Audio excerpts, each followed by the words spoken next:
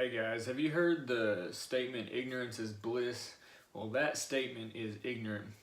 Have you ever come across a story where a professional athlete or somebody wealthy had a bunch of money and hired a money manager to take care of it and had to file bankruptcy because then come to find out after all this that the money manager purposely did things to gain money for themselves and drain it from who they were supposed to be helping.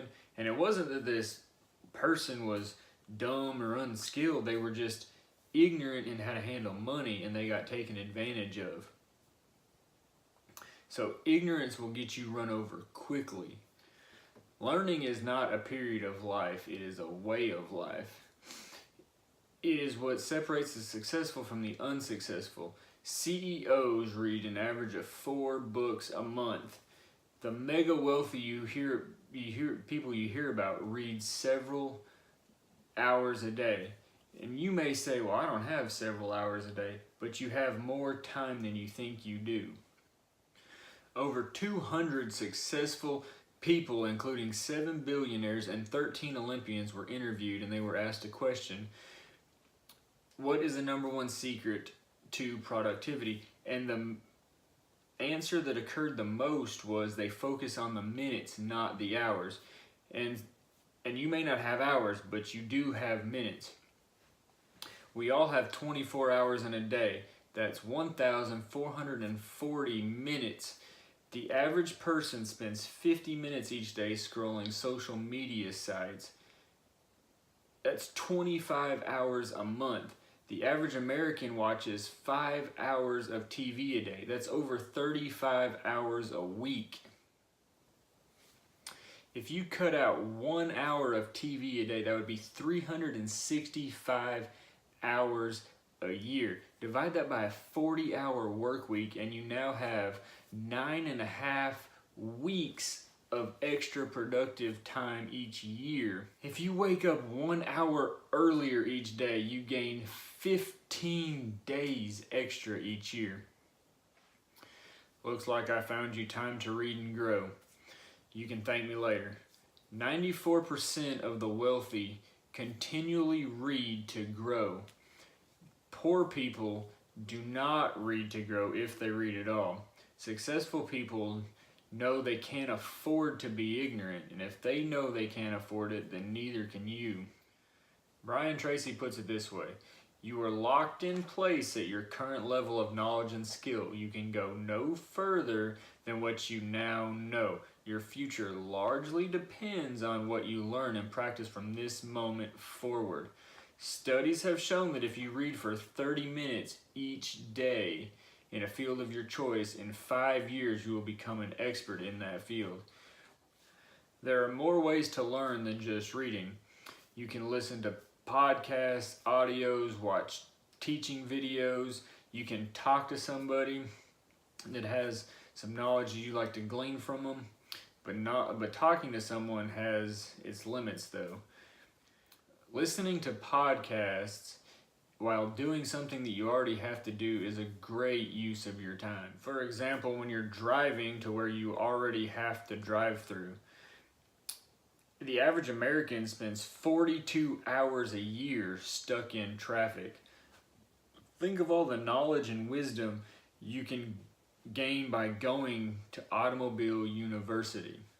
Think of all you could learn while on your commute to and from work, going to the store, taking your kids to school and to practices, and just any other driving that you have to do. What about while doing the dishes, the laundry, vacuuming, any other house chores, yard work, exercising? There's already so many things you have to do, and it's easy just to pop in your headphones and hit play and listen to successful people. Success leaves clues. You can let the world's best, brightest, and most successful people teach you while doing things that you already have to do, and usually for free. John Maxwell, the leadership expert, talks about the principle, the law of the lid, And he talks about it in regards to CEOs in the business realm, but it also applies to us individually. You may be wondering how. Well, I'll explain. You are the CEO of your life, and you cannot outgrow where you have stopped. If you have stopped growing, that is where you stopped. If you have a family, your family cannot outgrow you. You are the architect, the director, the producer of your life. You are in charge of your life. You cannot outgrow the current level of your knowledge. Your children cannot outgrow you. The only way to grow is to raise the lid or change the leader. If you are not growing, you need to change you. You do that by pressing into what is already available to you. You learn from someone who has a higher lid. You can learn from everyone, but you grow the fastest from people who are above you in a certain area where you want to grow. There is so much at your fingertips to help you grow in any area that you desire to grow in and be better at. Don't waste your life and not become everything you were called to be because you didn't want to put in a little bit of effort and receive all that you were meant to receive.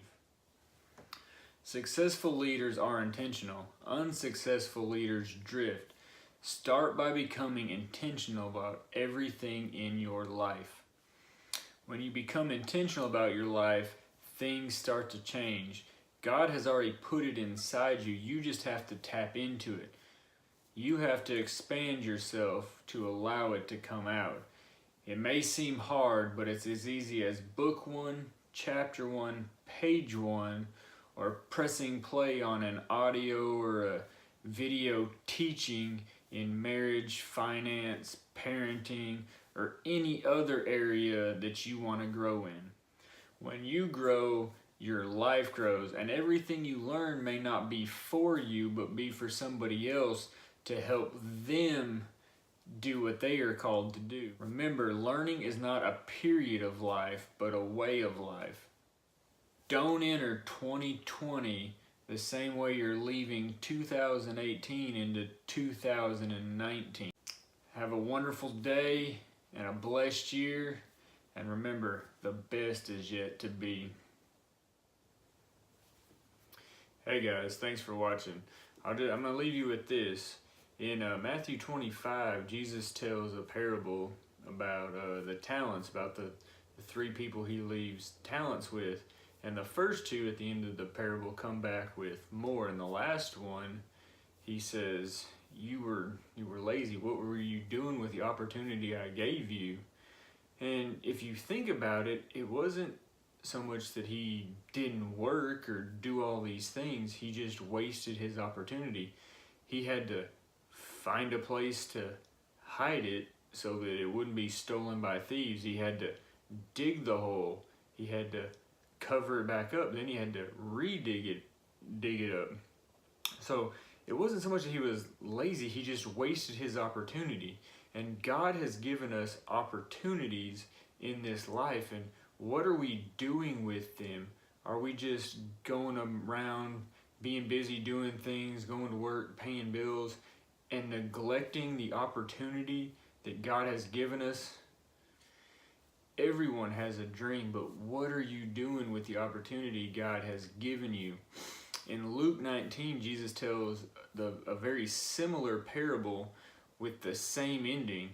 In it, he gives people some talents, but their reward is cities at the end, and they both end the same way. The one that didn't do anything he calls lazy, and to the other 2 he gives them a reward.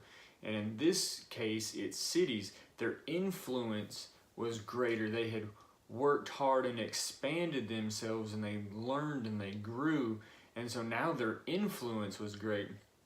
But he says the same thing to the one who didn't do anything. You were lazy. You have wasted this opportunity. Jesus says, to whom has much, much more will be given, and to him who has little, even what he has will be taken away.